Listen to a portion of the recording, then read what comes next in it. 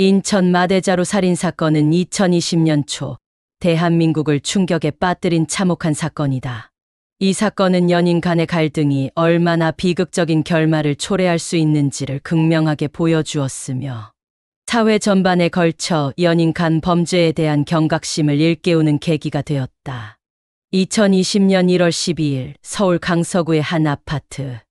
A씨 당시 28세는 과거 연인이었던 C씨 29세의 집을 찾아갔다.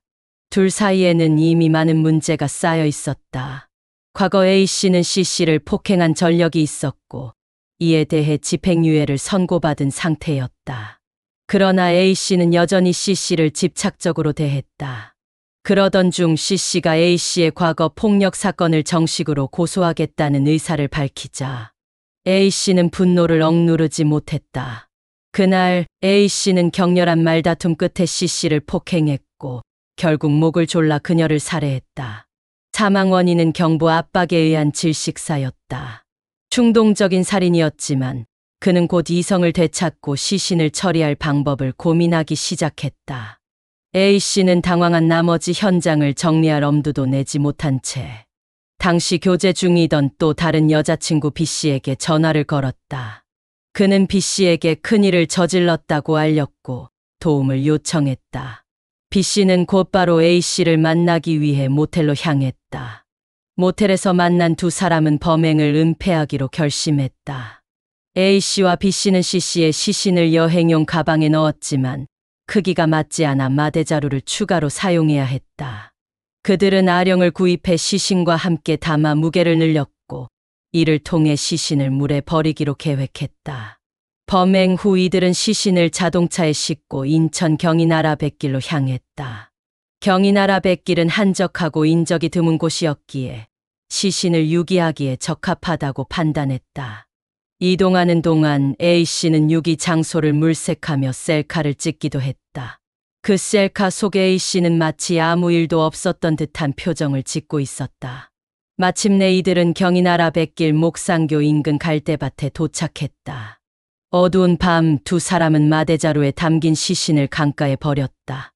주변에는 아무도 없었고 그들은 범행이 완벽히 은폐될 것이라고 확신했다. 하지만 진실은 오래 숨길 수 없었다. 범행 후 40일이 지난 2월 25일 인근을 지나던 시민이 갈대밭에서 이상한 냄새를 맡고 신고했다. 경찰은 현장을 수색했고 곧 마대자루 안에서 백골화된 여성의 시신을 발견했다. 시신은 심하게 부패해 있었지만 부검 결과 목 졸림 흔적이 발견되었고 경부 압박에 의한 질식사가 사망 원인으로 밝혀졌다. 수사에 착수한 경찰은 피해자의 신원을 곧바로 확인했다. C씨가 실종된 기록이 있었기 때문이다. 이어 경찰은 C씨의 주변 인물을 조사했고 수상한 정황을 포착했다. C씨와 갈등이 있었던 A씨는 가장 유력한 용의자였다. 경찰은 A씨와 B씨를 2시간 만에 긴급 체포했다. 체포된 A씨는 초반에는 혐의를 부인했으나 수차례의 추궁 끝에 결국 범행을 자백했다. B씨 역시 시신 유기 사실을 인정했다. 재판이 시작되면서 사건의 전말이 낱낱이 밝혀졌다. A씨는 계획적인 살인은 아니었지만 분노를 조절하지 못해 살인을 저지른 뒤 범행을 은폐하려 했다는 점에서 중형을 피할 수 없었다. B씨는 살인에는 직접 가담하지 않았지만 사체 유기에 적극 협력한 점이 문제였다. 1심 재판부는 A씨에게 살인 및 사체 유기 혐의로 징역 25년과 10년간 위치 추적 전자장치 부착 명령을 내렸다. B씨에게는 사체 유기 혐의로 징역 2년을 선고했다. 항소심에서도 판결은 그대로 유지되었다. 이 사건은 대한민국 사회에 큰 충격을 주었다. 단순한 연인 간 갈등이 극단적인 범죄로 이어졌고 살인을 은폐하기 위해 시신을 무참히 유기한 점은 많은 이들에게 충격과 공포를 안겼다. 특히 범행 후 A씨가 찍은 셀카 사진은 대중들에게 큰 충격을 주었으며 인간 심리의 어두운 이면을 보여준 사례로 남았다. 사회는 이 사건을 통해 데이트 폭력과 연인 간 범죄의 심각성에 대해 다시 한번 고민하게 되었다. 법무부와 경찰청은 사건 이후 연인 간 폭력에 대한 대응 매뉴얼을 강화하고 피해자 보호 프로그램을 확대 시행하기 시작했다. 또한 범행 이후 사체유기에 가담한 공범에 대한 법적 처벌 기준도 강화해야 한다는 여론이 높아졌다. 단순히 살인자만 처벌하는 것이 아니라 범행을 은폐하거나 방조한 자에 대한 강력한 처벌이 필요하다는 목소리가 커졌다. 피해자 C씨는 평범한 일상을 살아가던 젊은 여성이었다.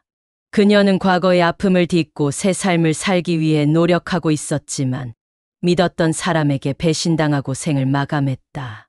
그녀의 안타까운 죽음은 다시는 같은 비극이 반복되지 않기를 바라는 많은 이들의 염원이 되었다. 인천 마대자루 살인사건은 단순한 강력 범죄 사건을 넘어 한국 사회가 앞으로 나아가기 위해 반드시 기억하고 반성해야 할 사건으로 남아있다. 우리는 이 사건을 통해 데이트 폭력과 스토킹, 그리고 관계 속 폭력의 위험성을 결코 간과해서는 안 된다는 교훈을 얻어야 한다. 내용이 유익하셨다면 구독과 좋아요, 알림 설정 부탁드립니다.